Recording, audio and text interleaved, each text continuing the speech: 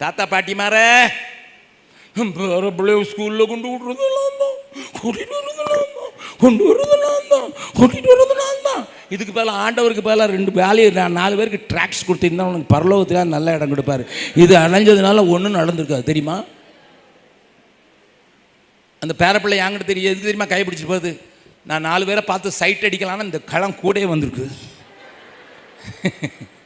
ஏன்னா எல்கேஜி தான் போனான் என் மகன்.